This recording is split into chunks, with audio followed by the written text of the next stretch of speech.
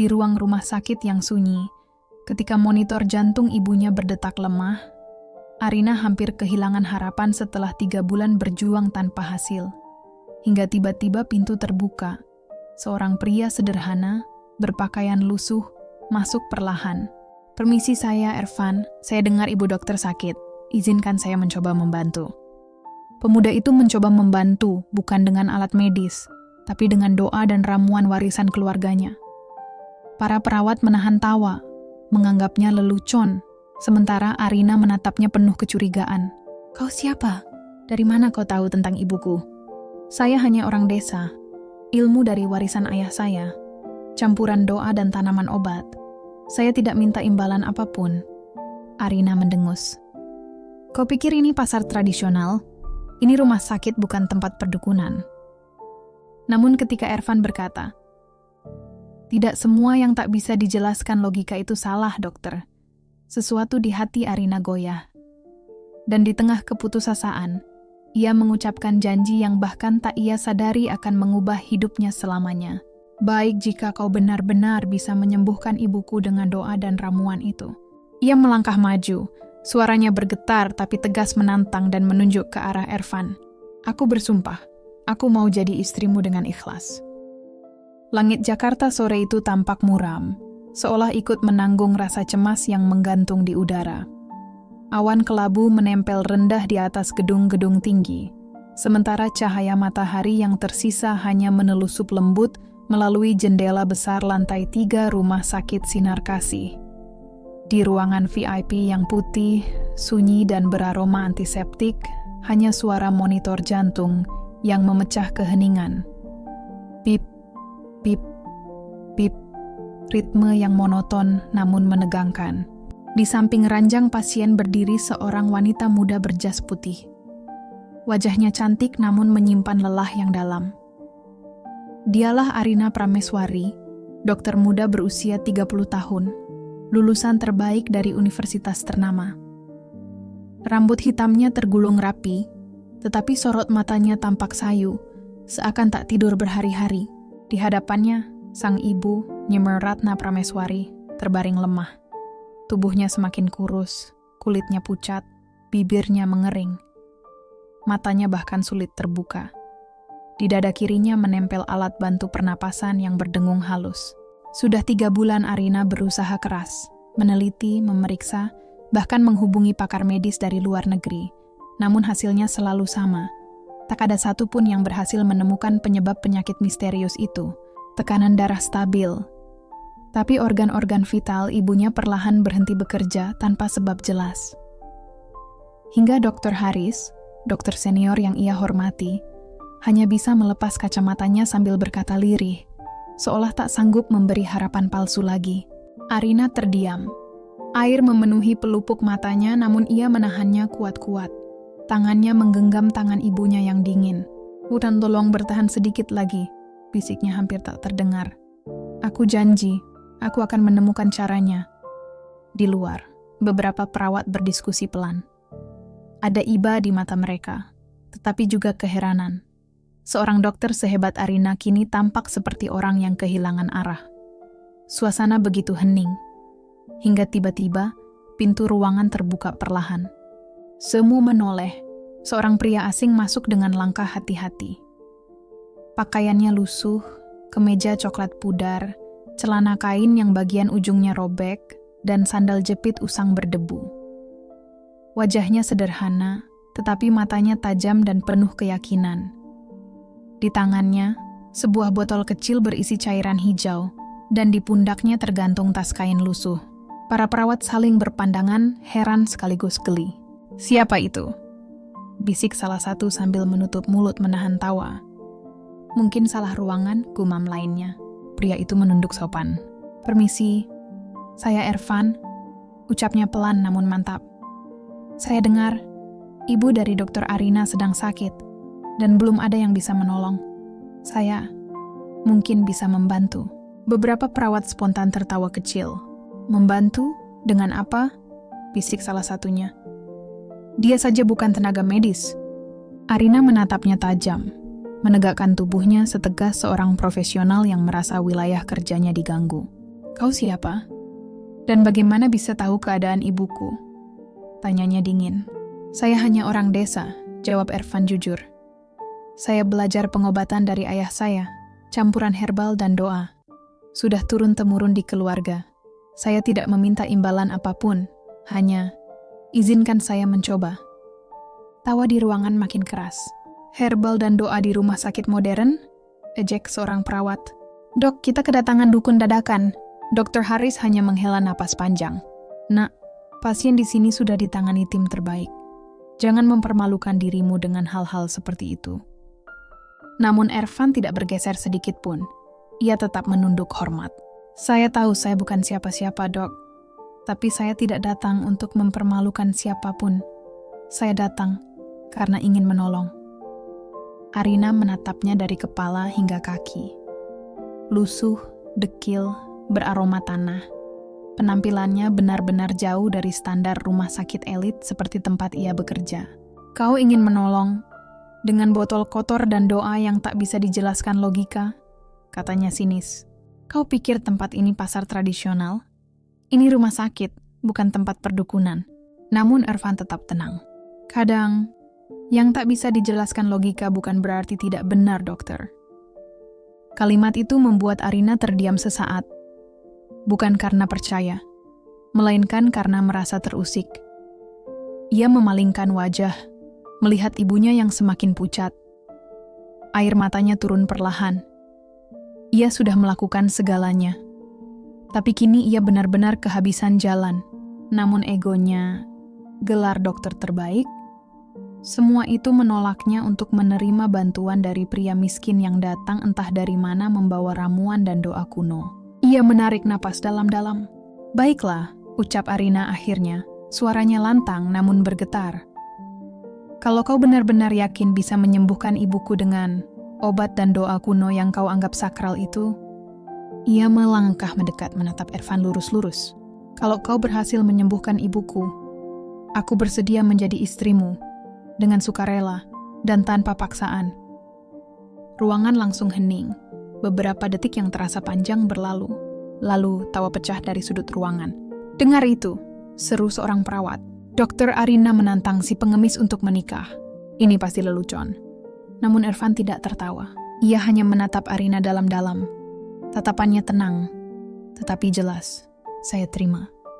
Ucapannya pelan, namun tegas. Bukan karena ingin menikah, tapi karena saya ingin menepati niat saya, menolong ibumu. Arina terdiam. Ada sesuatu dalam suara pria itu. Sesuatu yang tak bisa ia jelaskan. Bukan sekadar keberanian, bukan pula sekadar keyakinan, tetapi ada nada ketulusan yang memantik rasa hangat yang sudah lama hilang dari hatinya. Hening kembali menyelimuti ruangan. Suara monitor jantung terdengar lagi, ritmis dan pelan. Bip, bip, bip. Seolah waktu berhenti tepat di antara mereka berdua. Semua mata di ruangan itu menatap dua sosok yang berdiri berhadapan. Dua manusia dengan dunia berbeda. Ilmu modern dan doa kuno, logika dan keyakinan, berdiri di titik yang sama, saling menantang takdir. Arina mengangkat dagunya, berusaha mempertahankan ketegasan meski hatinya bergetar. Baiklah Ervan, ucapnya datar. Tunjukkan keajaibanmu. Aku ingin melihat seberapa jauh keyakinanmu melawan logika medis. Ervan menunduk perlahan. Izinkan saya mulai besok pagi, katanya sopan. Saya perlu menyiapkan ramuan dari tumbuhan yang saya bawa dan berdoa di samping ibumu. Arina mengangguk dingin.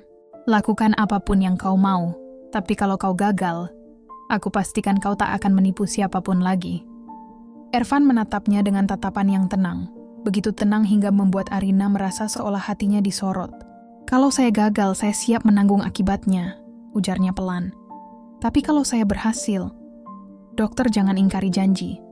Arina membalas tatapannya, mencoba menyembunyikan keraguan yang mulai tumbuh dalam hatinya.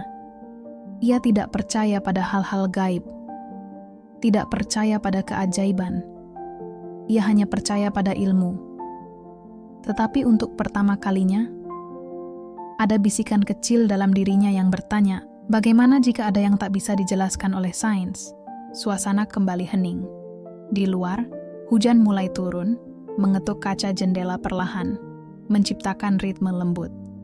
Di tengah suara hujan, dua dunia yang selama ini bertolak belakang, sains dan keyakinan, logika dan doa, ego dan keikhlasan, bersiap bertabrakan. Dan dari titik itulah, takdir perlahan mulai bergerak. Inilah awal kisah seorang dokter muda yang menantang pria miskin, tanpa tahu bahwa tantangan itu akan mengubah seluruh hidupnya. Malam itu, hujan turun semakin deras, membasahi halaman rumah sakit Sinar Kasih. Kilatan petir sesekali menerangi langit, sementara angin menggoyangkan tirai putih di samping ranjang. Suara hujan yang jatuh berpadu dengan detak mesin monitor jantung, menciptakan simfoni sendu yang menusuk perasaan. Arina duduk di kursi dekat ranjang ibunya. Rambutnya yang biasanya rapi kini terurai. Wajahnya lelah, matanya sembab, menyimpan tangis yang ia tahan sejak siang. Ia menggenggam tangan ibunya, merasai kulit yang semakin dingin dan lemah. "Wah, bertahan ya, tolong," bisiknya, suaranya serak. Di benaknya, wajah pria bernama Ervan kembali muncul. Ia mengingat bagaimana pria itu berdiri, apa adanya, dan tetap berani menawarkan bantuan meski ditertawakan. Ia mengingat bagaimana mulutnya sendiri melemparkan tantangan gila, tantangan yang sampai sekarang masih membuatnya tidak percaya ia benar-benar mengucapkannya. "Aku hanya terbawa emosi," gumamnya pelan. Mana mungkin dia bisa melakukan apapun. Namun jauh di dalam hatinya, ada getaran kecil yang tak bisa ia abaikan. Bukan percaya, bukan pula benci. Lebih seperti rasa ingin tahu yang membuatnya gelisah.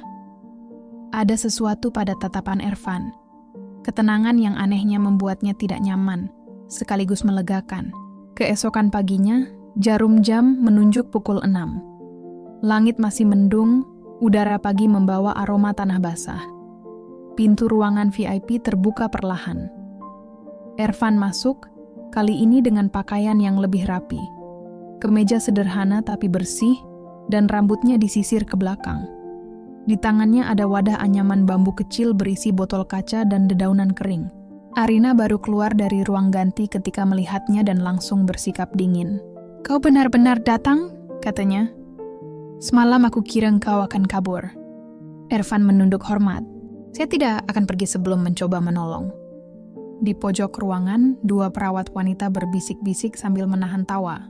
"Ya ampun, dia bawa daun-daun beneran. Kayak mau bikin jamu di dapur, bukan di rumah sakit."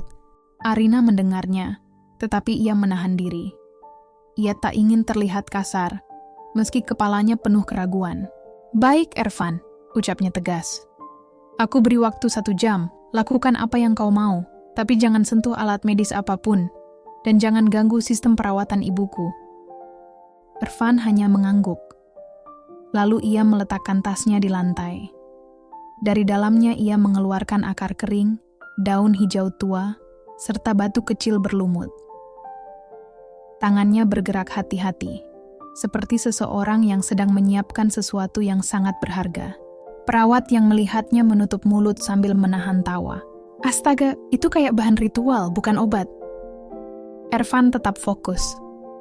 Ia menuangkan air putih ke mangkuk kaca, menumbuk daun-daun dengan batu kecil yang ia bawa, hingga aromanya memenuhi ruangan. Aroma herbal bercampur tanah basah. Arina sedikit menjauh, menutup hidung karena tak terbiasa. Tapi matanya tetap memperhatikan, penasaran, ragu, tetapi tidak bisa berhenti mengawasi. Ervan kemudian mengambil botol kecil berisi cairan kehijauan, botol yang ia bawa sejak pertama kali datang. Ia menuangkan beberapa tetes ke dalam ramuan, lalu menutup mata. Dan suara lirih mulai terdengar. Ia berdoa, bukan dalam bahasa yang dikenal, tetapi lembut, dalam, dan penuh ketulusan.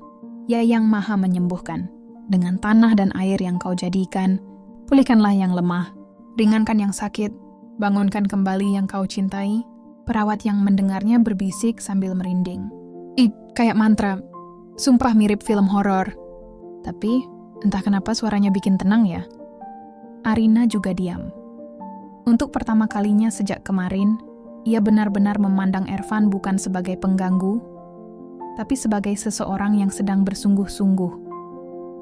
Ia melihat jemarinya bergetar pelan ketika menunduk. Ada ketulusan dalam doa itu, dan anehnya, hatinya ikut tenang. Langkah-langkah Ervan yang lembut akhirnya berhenti tepat di sisi ranjang. Dengan nafas teratur, ia membuka mata dan menatap Arina yang berdiri mematung. "Dokter, izinkan saya mengoleskan ramuan ini pada tangan dan dahi ibumu," ucapnya perlahan, penuh kehati-hatian. Arina terdiam. Di dalam benaknya, protokol medis, standar kebersihan, dan segala pengetahuan akademis berteriak menolak. Cairan hijau itu tidak steril, tidak teruji, dan bisa saja berbahaya. Tapi entah bagaimana, hatinya menahan kata "tidak" keluar dari bibirnya. Dan akhirnya ia mengangguk kecil. "Lakukan, tapi jangan sentuh alat medis apapun," ucapnya singkat namun tegas. Ervan melangkah mendekat, menunduk hormat di samping tubuh lemah Bu Ratna. Ia menatap wajah pucat itu dengan kasih yang anehnya terasa tulus, bahkan untuk seseorang yang belum pernah ia temui sebelumnya. "Bu Ratna, maafkan saya jika cara ini terlihat aneh. Saya hanya ingin membantu," bisiknya lirih. Dengan gerakan perlahan, ia mengoleskan ramuan itu di dahi dan tangan Bu Ratna. Aroma herbal bercampur tanah basah memenuhi ruangan kecil itu, membuat Arina refleks menahan napas. Setelah itu, Ervan menggenggam jemari Bu Ratna dengan kedua tangannya. Suasana berubah diam. Doa-doa pelan yang tidak dimengerti siapapun mengalir dari bibirnya. Dalam, khusyuk, dan penuh rasa pasrah. Beberapa menit berlalu. Tidak ada yang berbicara. Hanya monitor jantung yang berdetak stabil mengisi udara. Arina memusatkan pandangan pada layar itu, menunggu, berharap, atau mungkin siap membuktikan bahwa semua ini hanyalah omong kosong. Namun tiba-tiba, garis detak jantung yang sebelumnya lambat bergerak sedikit lebih cepat. Pip, pip, pip. Stabil, bahkan lebih kuat dari beberapa hari terakhir. Salah satu perawat terkejut. "Dok, detaknya naik tapi stabil. Datanya normal. Beneran normal." Arina berdiri membeku. Ia menatap kulit ibunya yang tadinya pucat seperti lilin, kini perlahan memunculkan semburat merah. Napasnya lebih tenang, detaknya lebih kuat, tubuhnya tidak lagi sesenyap tadi pagi. "Tidak mungkin," gumam Arina hampir tak terdengar. Ervan menutup mata Bu Ratna dengan kain lembut yang ia bawa. "Saya sudah selesai," katanya tenang. "Tapi jangan harap perubahan drastis. Tubuhnya akan membaik pelan-pelan. Yang paling penting, jangan hilangkan harapan." Arina hanya menatap tanpa menjawab. Logika dalam kepalanya berlari tak karuan, mencoba mencari penjelasan medis apapun. Mungkinkah ini hanya kebetulan? Mungkinkah tubuh sang ibu mulai merespons obat-obatan sebelumnya? Atau apakah benar ada sesuatu di luar sains yang ikut bekerja? Ervan mulai membereskan ramuan dan dedaunan itu. "Saya akan kembali sore nanti untuk melanjutkan doanya, dokter." Arina menghela napas panjang. "Baik, tapi jangan salah paham. Aku masih belum percaya Pervanu," katanya dingin. Ervan tersenyum tipis. "Saya tidak butuh dipercaya. Saya hanya ingin menolong." Ia keluar dari ruangan dengan langkah pelan, meninggalkan suasana sunyi dan tatapan bingung para perawat. Arina berdiri lama di tempatnya, memandangi ibunya yang tampak lebih damai dari sebelumnya. Di matanya, keraguan dan harapan kecil mulai bercampur menjadi satu. Harapan yang selama ini ia pikir sudah mati. Perawat mendekat dan berbisik. "Dok, itu kebetulan kan? Kok bisa langsung berubah gitu?" Arina tidak menjawab. Ia hanya berkata, "Pantau terus, aku ingin data lengkapnya." Kemudian ia berjalan ke arah jendela. Hujan masih turun, menetes di kaca seperti air mata yang enggan jatuh. Dari balik tirai, ia berbisik, "Ervan, siapa sebenarnya kamu?" Sementara itu, di luar rumah sakit, Di bawah pohon basah yang rimbun, Ervan berdiri menatap langit. Hujan mengenai wajahnya, namun senyumnya tetap tenang. "Bukan aku yang menyembuhkan," doanya dalam hati. "Tapi Dia yang Maha menyembuhkan. Semoga hati mereka diberi cahaya." Ia memegang botol hijau kecil di tangannya, menatapnya sekilas dengan pandangan penuh keyakinan sebelum menyimpannya kembali. Hujan turun semakin deras. Namun di hati Arina, untuk pertama kalinya sejak berbulan-bulan, ada sedikit kehangatan. Sesuatu yang tidak mampu dijelaskan oleh sains manapun. Sore itu, langit Jakarta memancarkan warna oranye keemasan. Rumah sakit Sinar Kasih tampak damai. Namun di lantai 3, di ruang VIP 302, hati seorang dokter muda sedang bergolak hebat. Arina berdiri memandangi langit yang perlahan meredup. Matanya sembab, tubuhnya lelah, tetapi pikirannya masih terus berputar sejak pagi. Ada sesuatu yang berbeda hari ini. Ibunya tampak lebih hidup. Kulitnya tak sepucat sebelumnya. Nafasnya lebih stabil. Dan siang tadi, jari Bu Ratna bergerak. Perawat bahkan sampai berteriak kecil, "Dok, ibu Anda." Jari tangannya bergerak. "Saya nggak salah lihat, kan?" Arina langsung mengecek segalanya. Denyut nadi, tekanan darah, refleks saraf. Dan semua data menunjukkan satu hal yang sama, perbaikan. Perbaikan yang terlalu cepat, terlalu tiba-tiba. Tidak mungkin hanya kebetulan, bisiknya tanpa sadar. Lalu ia tersentak, menepuk pipinya pelan. "Tidak, Arina, fokus. Ini pasti reaksi tubuh. Mungkin efek obat, atau istirahat, tapi suara kecil dalam dirinya kembali berbisik. Bagaimana jika, karena Ervan? Sore itu, pintu kamar kembali diketuk. Ervan masuk membawa tas kecil dan beberapa daun hijau segar. Arina menatapnya tajam. "Kau datang lagi," katanya dingin. "Aku tidak melarangmu, tapi jangan berharap aku mempercayaimu begitu saja." Ervan tersenyum lembut. "Saya tidak datang untuk dipercaya, dokter. Saya hanya datang untuk berbuat baik." Perawat Sinta dan Rara saling pandang dari sudut ruangan. "Aduh, ini orang masih aja datang tiap hari," bisik Sinta. Rara menimpali, "Kalau pasiennya sembuh beneran, aku pensiun jadi perawat." Arina menahan diri agar tidak memarahi dua perawat yang berbisik-bisik. Ia hanya menarik napas panjang, lalu berkata dengan dingin, "Baiklah, Ervan, lakukan apapun yang biasa kau lakukan. Tapi ingat, aku akan mengawasi semuanya." Ervan mengangguk hormat tanpa membantah. Dengan gerakan tenang, ia mulai menyiapkan ramuan yang ia bawa. Daunan segar yang ia campur dengan air hangat, dan beberapa tetes cairan hijau yang aromanya kini lebih lembut dari hari sebelumnya. Ada wangi tanah basah, sedikit aroma bunga, dan sesuatu yang menenangkan yang sulit dijelaskan dengan kata-kata. Ia duduk di sisi ranjang dan menatap wajah Bu Ratna yang masih terlelap. "Assalamualaikum Bu Ratna," bisiknya halus. "Saya datang lagi hari ini. Kita berdoa bersama ya, Bu." Perlahan, Ervan menggenggam tangan wanita tua itu. Suara doanya mengalun kembali, lirih tapi kuat. Ada ketenangan di dalam setiap kata yang ia ucapkan, seperti gelombang halus yang menenangkan seluruh ruangan. Arina yang berdiri tak jauh dari sana merasakan bulu kuduknya berdiri, bukan karena takut, tetapi karena suasana yang mendadak begitu damai. Selama doa berlangsung, ruangan itu seolah berubah. Udara terasa lebih hangat, suara hujan di luar terdengar seperti irama yang pelan dan menenangkan. Arina memperhatikan layar monitor jantung ibunya. Stabil, tapi kini detaknya lebih kuat, lebih hidup. Beberapa menit kemudian, Ervan membuka mata. Ia mengambil kain lembut dan mulai mengusap dahi Bu Ratna dengan ramuan itu. Saat itulah sesuatu terjadi. Jari tangan Bu Ratna tiba-tiba bergerak. Bukan sekadar tremor kecil. Jari itu menggenggam. Perlahan tapi nyata, tangan Ervan. Monitor jantung berbunyi ritmis. Pip, pip, pip. Dengan irama yang lebih tegas. Perawat Rara tersentak kaget hingga hampir menjerit. Astaga, Dok. Tangannya. Dia menggenggam. Dia benar-benar menggenggam. Arina menoleh cepat, wajahnya berubah pucat sekaligus terkejut. Ia meraih tangan ibunya, suaranya bergetar. Bu, ibu? Ibu bisa dengar aku.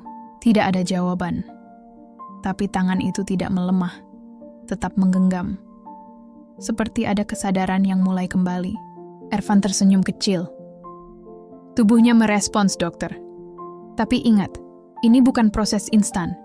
Ibu harus terus berada di sekitar energi yang baik, bukan kemarahan atau cemoohan.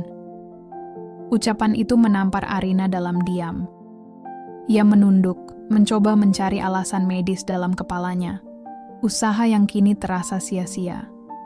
Ia melihat keajaiban itu tepat di depan matanya, dan hatinya menolak untuk membohongi diri. Ervan, bisiknya.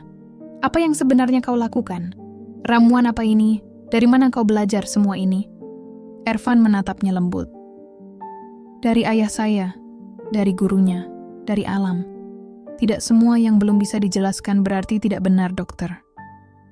Arina terdiam. Kata-katanya menggema dalam benaknya, menghantam seluruh keyakinan yang ia bangun sepanjang hidup. Untuk pertama kalinya, ia tidak lagi memandang Ervan sebagai ancaman atau penipu, tapi sebagai misteri yang ingin ia pahami. Malam harinya, setelah Ervan pulang, Arina duduk sendirian di balkon rumah sakit. Angin malam menyentuh pipinya, membawa aroma hujan yang masih tertinggal di udara. Ia menatap langit yang gelap, pikirannya kacau. Jika ibunya sembuh karena Ervan, apakah semua ilmu yang ia pelajari selama ini tidak ada artinya? Atau justru, sains dan keyakinan memang tidak pernah saling bertentangan? Ia memejamkan mata mengingat kalimat Ervan. Tidak semua yang tak terlihat itu tidak nyata. Air matanya jatuh. Ia ingat janji konyol yang ia ucapkan saat sedang marah dan putus asa. Kalau kau bisa menyembuhkan ibuku, aku bersedia jadi istrimu. Ia menatap bayangannya sendiri di kaca jendela. Apa aku benar-benar harus menepati janji itu? Gumamnya, nyaris tak terdengar. Sementara itu, di rumah kontrakan sederhananya, Ervan duduk di atas tikar. Di depannya semangkuk air dan dedaunan yang sama. Ia menatap langit melalui jendela kecil sambil berdoa dengan suara pelan. Ya Tuhan, jangan biarkan kesombongan manusia menutupi kasih-Mu. Bukan aku yang menyembuhkan, Engkaulah yang berkuasa. Angin malam berhembus lembut. Di saat yang sama, di ruang VIP nomor 302, Bu Ratna menggerakkan bibirnya, pelan, seperti berusaha berkata sesuatu. Arina yang tertidur karena kelelahan terbangun mendadak. Ia menoleh cepat. Ibu bicara? Lalu terdengar suara sangat pelan. Mel, jangan menangis lagi. Arina menutup mulutnya sendiri. Tubuhnya bergetar hebat. Ia bersandar ke arah ibunya, menggenggam tangan itu erat-erat. Bu, ibu sadar? Ibu bisa dengar aku? Bu Ratna tersenyum lemah. Dia adem, baik sekali. Jangan jauhi dia. Arina terpaku. Air matanya tumpah tanpa bisa ia tahan. Ia melihat layar monitor. Semua angka stabil. Detak jantung sempurna. Tekanan darah normal. Saturasi oksigen ideal. Tidak ada alasan untuk menyangkal. Sebuah keajaiban benar-benar terjadi. Di luar hujan turun pelan, seperti berkah yang turun dari langit. Dalam hati Arina ada sesuatu yang runtuh. Bukan kesedihan, bukan ketakutan, tapi kesombongan yang ia genggam selama ini. Untuk pertama kalinya, ia percaya bahwa mungkin keajaiban itu memang ada. Pagi harinya, cahaya matahari menembus kaca besar ruang VIP 302, menciptakan kilau hangat di wajah Bu Ratna yang kini sudah bisa tersenyum. Arina duduk di sampingnya, memegang tangan ibunya erat. Ia hampir tidak tidur semalaman. Terlalu banyak kebahagiaan bercampur kebingungan. Bu, ibu benar-benar sadar ya? Tanya Arina dengan suara serak. Bu Ratna mengangguk pelan. Tadi malam, ada cahaya hangat menyelimuti ibu. Ibu dengar suara laki-laki berdoa. Setelah itu tubuh ibu terasa ringan. Arina menelan ludah. Suara itu, doa itu, hanya mungkin milik Ervan. Selama hidupnya ia percaya bahwa semua penyakit ada penyebab medisnya. Tapi kini ibunya yang sudah dinyatakan tak tertolong justru bangun dengan selamat. Arina berusaha menahan diri agar tidak menegur perawat-perawat itu. Dengan suara datar namun tegas, ia berkata, "Baiklah, Ervan. Lakukan apapun yang biasa kau lakukan. Tapi aku akan mengawasi semuanya." Ervan menunduk sopan. Tanpa banyak bicara, ia menyiapkan ramuannya. Mencampur daun-daun segar dengan air hangat dan beberapa tetes cairan hijau yang aromanya lembut, seperti wangi tanah basah bercampur bunga. Ada sesuatu yang menenangkan dari baunya, membuat udara ruangan seperti berubah. Ia duduk di samping ranjang Bu Ratna, menatap wajah wanita tua itu dengan hormat. "Assalamualaikum Bu Ratna," bisiknya lembut. "Saya datang lagi, Bu. Hari ini kita berdoa bersama ya." Ia menggenggam tangan Bu Ratna dan mulai berdoa dalam suara lirih yang mengalun tenang. Doanya pelan, namun penuh kekuatan, seperti membentuk udara baru di ruangan itu. Arina yang berdiri di sisi ranjang merasakan suasana berubah. Bukan mistis, bukan menakutkan, tapi damai. Sangat damai. Bulu kuduknya meremang oleh rasa yang tidak bisa ia jelaskan. Selama doa berlangsung, udara terasa lebih hangat. Hujan di luar terdengar seperti irama pelan. Monitor jantung tetap stabil, namun ada ritme yang kini lebih kuat. Beberapa menit kemudian Ervan membuka mata. Ia mengusap dahi Bu Ratna dengan ramuan itu. Dan saat sentuhan itu terjadi, sesuatu berubah. Jari-jari Bu Ratna bergerak lebih kuat kali ini, lalu perlahan menggenggam tangan Ervan. Monitor berbunyi cepat namun stabil. Pip, pip, pip. Detaknya lebih hidup daripada sebelumnya. Perawat Rara tanpa sadar menjerit kecil. "Dok!" tangan pasiennya. Dia menggenggam. Arina terpaku. Ia mendekat dengan mata berkaca-kaca. Ibu, apa ibu bisa dengar aku?" Tidak ada jawaban, tapi genggaman itu tetap ada. Bukan refleks, bukan kebetulan. Seolah itu adalah sebuah kesadaran. Ervan tersenyum kecil. Tubuhnya merespon dokter. Tapi ingat, proses ini tidak instan. Ibu harus tetap berada di suasana yang baik, tanpa kemarahan, tanpa cemoohan. Energi buruk hanya akan menghambatnya. Perkataan itu mengenai Arina seperti pukulan.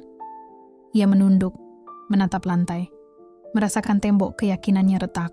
Segala teori medis yang ia pegang selama hidup tiba-tiba terasa goyah.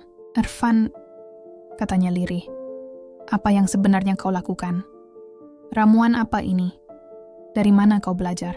Ervan menghela napas ringan dan tersenyum samar. "Dari ayah saya, yang dulu belajar dari gurunya, yang belajar dari alam. Tidak semua hal yang tidak bisa dijelaskan berarti salah, dokter." Arina terdiam. Kata-kata itu menembus dinding egonya. Ia ingin membantah, namun tidak bisa. Keajaiban itu ia saksikan dengan mata kepala sendiri. Arina memandang mereka, dan ada sesuatu yang hangat di dadanya. Kagum, syukur, dan entah kenapa, rasa yang mirip dengan cinta. Ervan duduk, memeriksa nadi Bu Ratna dengan penuh kehati-hatian. Tubuh ibu mulai menyesuaikan, tapi tolong tetap banyak istirahat. "Kau seperti dokter saja," gumam Arina spontan. Suaranya setengah menggoda namun berusaha tetap dingin. Ervan tersenyum kecil. "Saya bukan dokter, Dokter Arina. Saya hanya orang biasa, yang belajar dari alam dan doa." Wajah Arina memerah. Ia buru-buru memalingkan pandangan. Jantungnya berdebar tidak karuan. Namun kebahagiaan itu tidak berlangsung lama. Di luar ruangan, kabar sudah menyebar. Pasien yang dinyatakan tak tertolong tiba-tiba sadar. Setelah dukun miskin datang mengobatinya. Beberapa dokter resah. Perawat bergosip. Dokter Haris, dokter senior, masuk dengan wajah muram. "Arina, aku dengar ibumu sadar. Tapi apa benar karena laki-laki itu?" "Namanya Ervan, Dok. Dan ya, kondisi ibu membaik sejak dia datang." "Omong kosong," bentak Dokter Haris. "Kau dokter, Arina. Jangan campurkan tahayul ke dunia medis. Reputasi rumah sakit bisa hancur." Arina menunduk menahan emosi. "Tapi ini fakta, Dok. Ibu sadar, dan tidak ada penjelasan medis." "Penjelasan medis atau tidak, pria itu harus keluar dari rumah sakit ini." Ervan hanya diam. Tatapannya tenang tapi jelas terluka. Saya tidak bermaksud membuat masalah. Saya hanya ingin menolong. Kau sudah cukup membuat masalah. Pergi, atau aku panggil keamanan. Arina spontan berdiri. Jangan dok, jangan usir dia. Ruangan hening. Arina, kau sadar apa yang kau lakukan? Saya sangat sadar. Ia menatap Ervan lalu kembali menatap Haris. Kalau Ervan pergi, saya ikut pergi dari rumah sakit ini. Semua tercengang. Bu Ratna mencoba berbicara dengan suara lemah. Tolong jangan bertengkar, nak. Ervan tidak salah. Dialah yang menolong ibu. Ucapan itu justru membuat suasana makin panas. Dr. Haris melotot tajam. Baik, tapi aku laporkan ini ke Dewan Medis. Kita akan lihat siapa sebenarnya pria ini. Ia pergi meninggalkan udara dingin. Arina menatap Ervan dengan wajah penuh sesal. Maaf, aku tidak menyangka mereka akan seperti itu. Ervan tersenyum lembut. Tidak perlu minta maaf, dokter. Aku sudah terbiasa direndahkan. Tapi kau tidak pantas diperlakukan begitu. Arina terdiam. Aku berhutang padamu. Ervan menggeleng. Aku tidak melakukan ini untuk balasan. Aku hanya menjalankan janji pada seseorang. Janji? Arina mengernyit. Ervan tersenyum samar. Ayahku selalu berkata, jika kau melihat orang berilmu tapi kehilangan hatinya, bantu ia menemukan cahayanya, bukan menghakiminya. Mungkin itu tugasku sekarang, dokter. Arina tak berkutik. Kata-kata itu menembus hingga dasar hatinya. Malam harinya, Arina duduk di balkon rumah sakit dengan sweater putih. Ervan datang membawa segelas teh herbal. Kau belum tidur lagi, ya? Tidak bisa. Aku takut semua ini cuma mimpi. Kalau ini mimpi, berarti dunia nyata memang terlalu sempit untuk sebuah keajaiban, jawab Ervan. Mereka tertawa kecil. Ada kedekatan yang belum pernah mereka rasakan sebelumnya.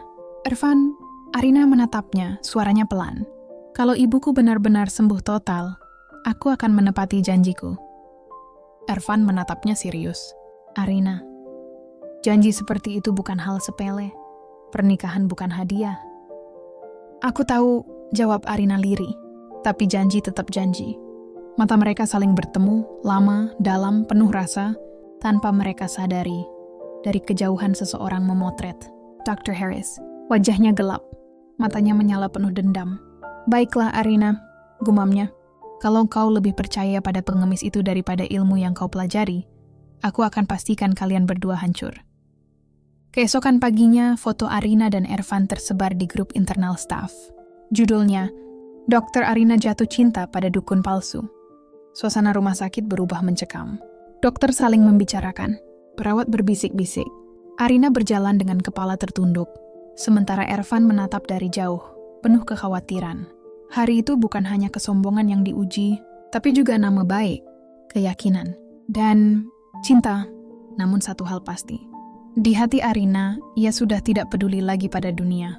Yang ia tahu ada seorang lelaki sederhana yang membuatnya percaya bahwa keajaiban itu nyata dan cinta bisa tumbuh dari hal yang paling tidak masuk akal.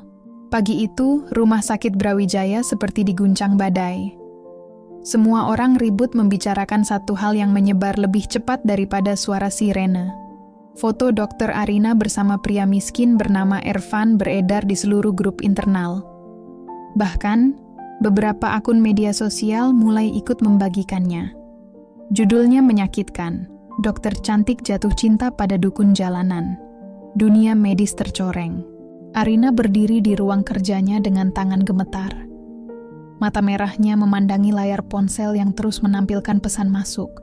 Semua terasa seperti pisau yang menusuk harga dirinya. Saat itulah Dr. Haris masuk tanpa mengetuk, seperti biasa. Aku sudah bilang, Arina, ucapnya dingin. Lelaki seperti dia hanya akan menjatuhkanmu. Dan sekarang lihat, akibatnya nyata.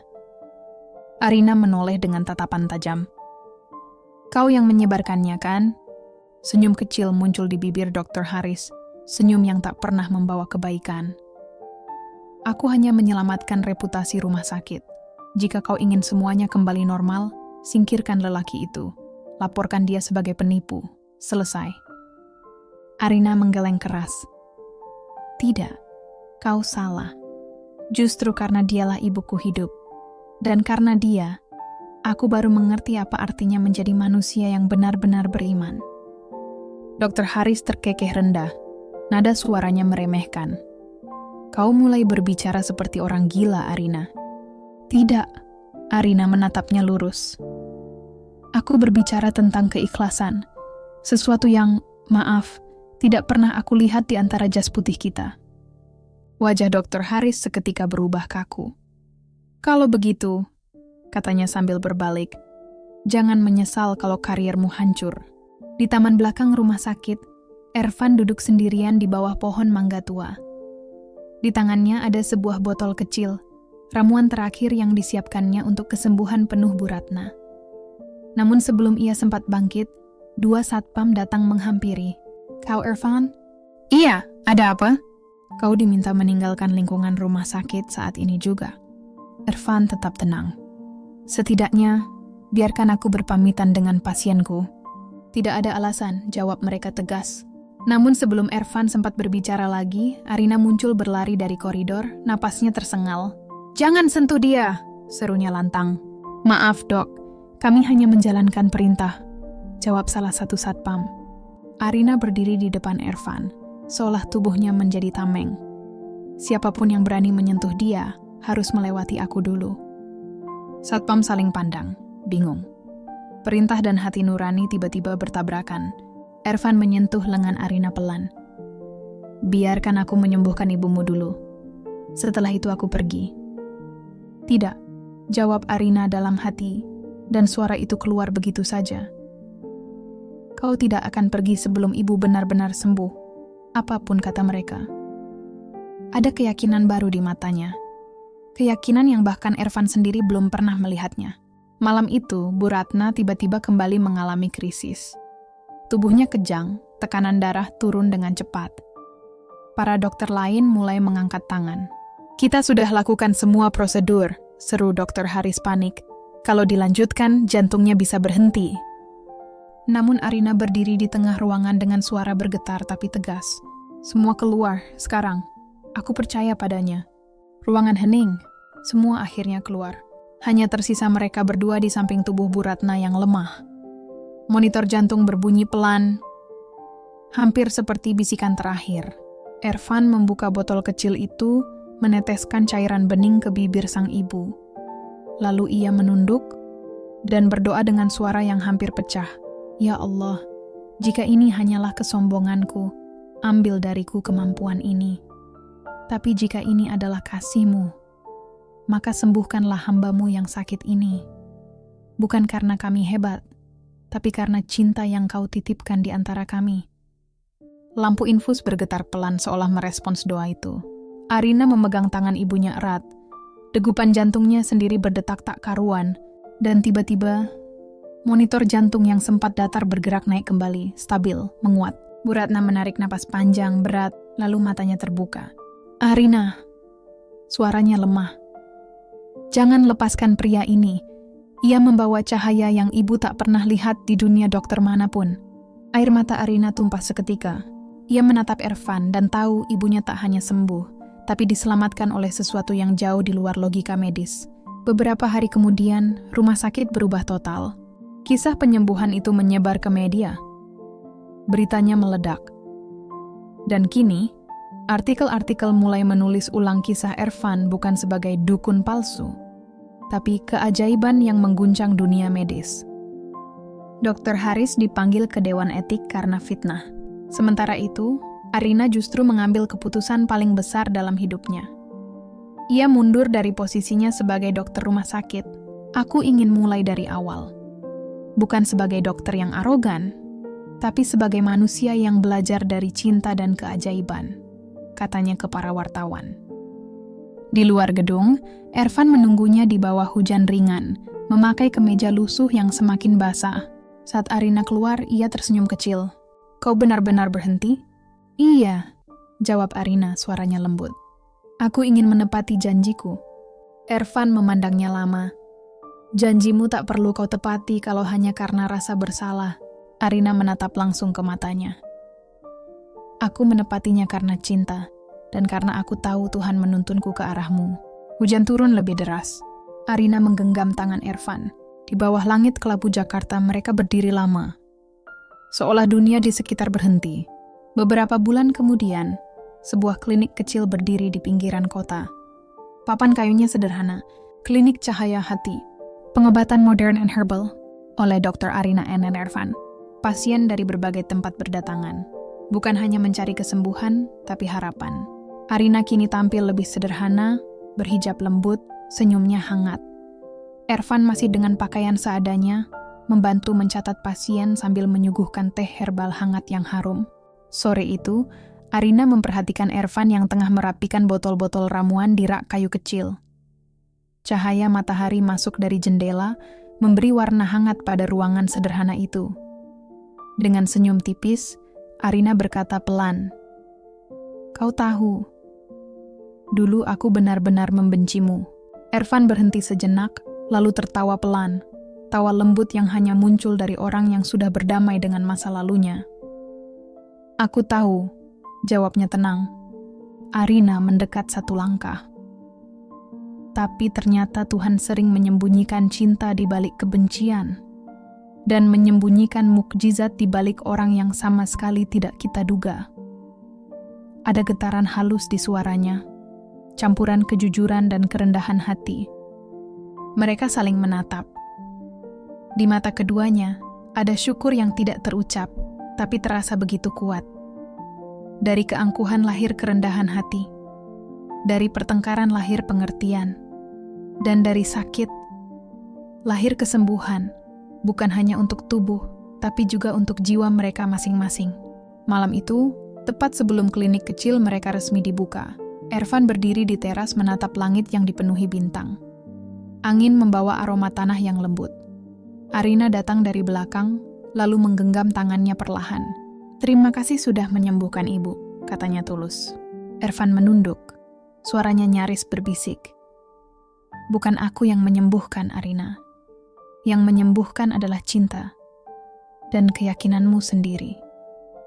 Keheningan sejenak menyelimuti mereka. Tidak ada suara lain selain hembusan angin malam.